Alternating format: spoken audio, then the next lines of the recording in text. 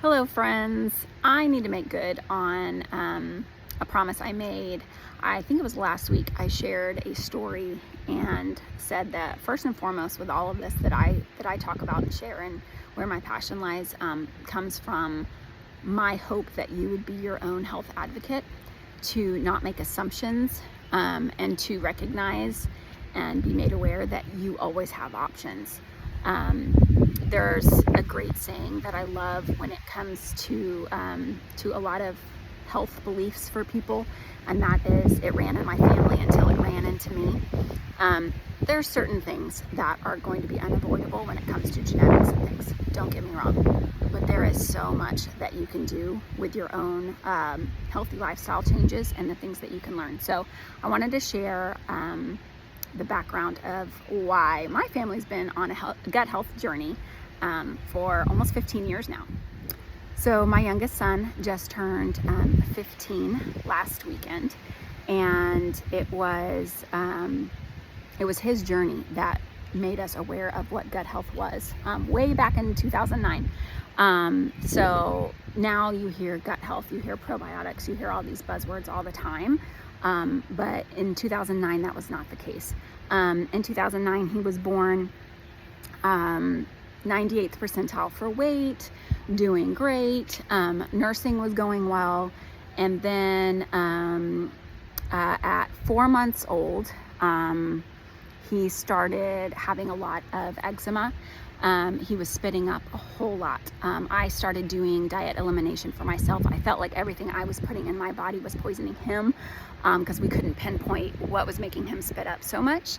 And so he was spitting up, and his skin condition just continued to worsen. And I literally was calling his pediatrician every single week.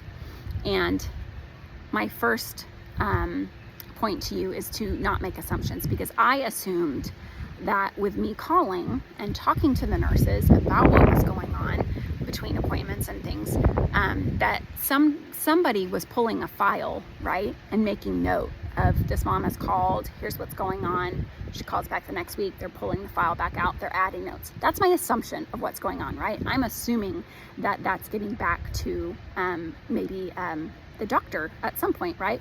So by the time between his 4-month checkup and his 6-month checkup, he did not gain a single ounce. He went from 98th percentile to weight down to 25th percentile.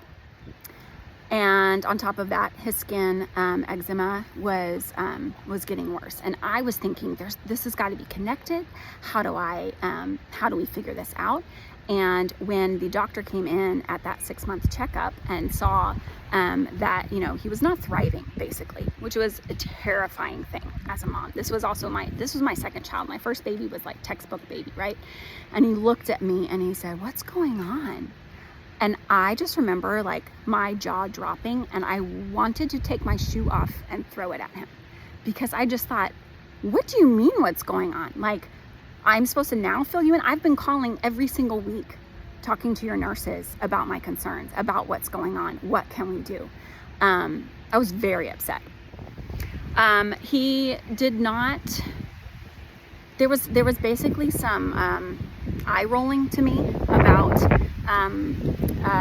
questions that I had. Me thinking and asking, is the skin and the tummy troubles, like, is this connected? And he really just was like, no, like, we'll get him to a dermatologist. We'll put a steroid cream on, topically on his skin. He did make one good call. He had us go and get checked for pyloric stenosis. So it's something that can develop at that time, basically kind of like a flapping situation of not being able to swallow and get down the milk from nursing and things like that, right? So we did have to I think we had an x-ray for that. So he was able to rule that out. That was one good call, right? But after that point, then he wanted me to put him on acid reflux meds. Now, I asked very normal questions, right? Is this what other options are there? Like, are there other options? What would the potential side effects be for this? He already had said that this acid reflux medication was not formulated for children, but we were going to be just, making a smaller dose to give him. And so I wanted to know how long he would be taking the medication and what the potential side effects would be. And the doctor looked at me like I had 3 heads, like as though no mother had ever asked these things. And I'm going, he said, he'd be on the medication indefinitely. And like, he was flabbergasted that I was questioning this. And when I'm looking at the pamphlet, I just wanted to know, like, what other options do we have? Because I don't know that I'm comfortable with this. And I still just had this feeling that, the skin issue may not be a coincidence, that maybe there was more going on. So I filled the prescription. I never gave it to him. I started researching more and asking more questions, and I found a functional medicine pediatrician. I was able to finally get him in when he was 9 months old, and I was immediately just put at peace. They immediately were using phrases like, we're going to get to the bottom of this, we're going to find the root cause, and we are, we're going to change things for him. This is, we can do this, and it does not require what you've been told so far. That was an enormous relief. I knew immediately that I was in the right place and that I was on the right path. That first meeting, with all of the information that they gathered and the things that they evaluated, they threw words at me like leaky gut, which I just couldn't figure out. Like, if you don't know, it sounds exactly like, it sounds disgusting, but it's exactly like what it sounds like. Basically, the lining of your gut gets perforated, and these toxins and different things that are not passing through your system properly, they are then leaking into the rest of your body. Lots of things can cause leaky gut. But when it's getting into your bloodstream and then spreading everywhere else, there's tons of adults, children, any age demographic that can suffer from these things. So if you look up leaky gut and you look up your leaky gut systems, I promise you need to be on a gut health regimen. Probiotics, digestive enzymes, omegas. We learned all about that stuff, which I didn't know a single thing about, and which she also taught us so much about avoiding overly processed foods, saying no to artificial sweeteners. I am a stickler. If my boys are out somewhere and somebody has offered, if they're at like a birthday party or something, and what is offered, I'm not going to tell them like, no, you cannot have that. But we don't allow artificial sweeteners in my house. We don't. There's a lot that we learned that are just non-negotiables for us. And when through his journey, we obviously learned so much. It totally changed the way that I had to shop for groceries. It totally changed the way that we ate a lot of things, just getting back to more basics. I feel like things have really made a shift mainstream where more of that is the norm now, and that is that's really exciting, but there's a lot of things that are still not right. So fast forward to 2013, and I had kind of become an ingredient snob. Reed had been doing well. We tried a lot of different brands of probiotics at different price points, from Culturelle on a Target shelf to special order probiotics made by a private naturopath. But no matter what we did, what probiotics that we tried, our pediatrician said the digestive enzyme tablets were a non-negotiable, and so we always had to order those through a naturopath, and she said that's what was going to make our probiotics really effective.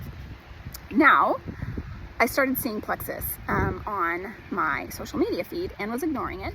I had a lot of assumptions about what I thought it was. I thought it was fad, diet, weight loss, sales, just nothing that appealed to me at all. And so I ignored it. And I I said no to it for 6 months until my sister said, I want you to check out the probiotic. I really feel like it might be a good answer for Reed. And my ears perked up, and I was like, probiotic? This was in 2013. Gut health was still not like a super buzzword kind of a thing at all. And I thought, oh no, am I gonna have to eat my words? Is this like actually a health company? Do they actually know what they're doing? Do they actually have a probiotic? Is it actually effective? Like, so I had to look at it, and I was blown away. And I took it to our pediatrician, and the nurse practitioner there looked it over and was like, this is a great one to try. They were super impressed with the blend of probiotic strains that were in that, but very impressed that digestive enzymes were a part of the formula, as well as an antifungal, and that becomes extremely important when you are dealing with leaky gut. So they were like, absolutely, give it a try. He would have been 4.5 at that point. And so we stopped using all of the other probiotics that we had tried, and since then, so for the last 11 years, no, 10.5 years, whatever, that's the only brand we've had, and his results have been better on that than on anything else. And I've been able to help so many other people because of it. So I tell you that because that was the start of understanding what root cause really means. I have been beyond proud to have my name associated with this brand of products that every single product in their line aligns beautifully with everything that we learned for those previous 4 years before I had heard about Plexus. And the result speaks for themselves. It has addressed not just Reed, but things for me, things for my other son. We have been able to really just make it part of our lifestyle, and it's been so effective. Now, helping other people do this is such a huge passion of mine. Before I started Plexus, I was already like sharing on Facebook, trying to get all my friends to get off the diet sodas because of the artificial sweeteners. Like, there's a better way. Like, but I didn't have like a product line to stand behind. So from day one, when I had to eat my words and realize that Plexus was doing it right, I knew I wanted to get a paycheck back. I wanted to help other people. My passions were aligning, and I knew that this was an opportunity that I could continue to be a stay-at-home mom, which was always something that was super important to me, to be home for my boys. But to be able to help my husband with a financial burden, so that wasn't something that he carried alone. To be honest, my biggest goal in the beginning was, helping other people, but being able to buy my husband a gift that he didn't pay for, right? I hated birthdays, anniversaries, Christmas. If I were to get him anything, it felt like his money. He never called it that. He never treated it that way. He never made me feel that way. That was something that I was putting on it. But, for 7 years, not contributing, right? It was hard. And so that was a major goal of mine, that I just wanted to be able to bless him back, and to be able to do something, like cover a bill here and there. I never had aspirations of what has actually come from this, but I am beyond grateful. And now I want everybody I know to give this an opportunity, because it is such a win-win. Getting paid to get yourself healthy and to help your friends, loved ones, strangers. People are looking for exactly what we have to offer, and we have an incredibly generous compensation plan that has completely changed the trajectory of my family's financial future. So I'm beyond blessed, and I wanted to just take the opportunity to tell you where it all started.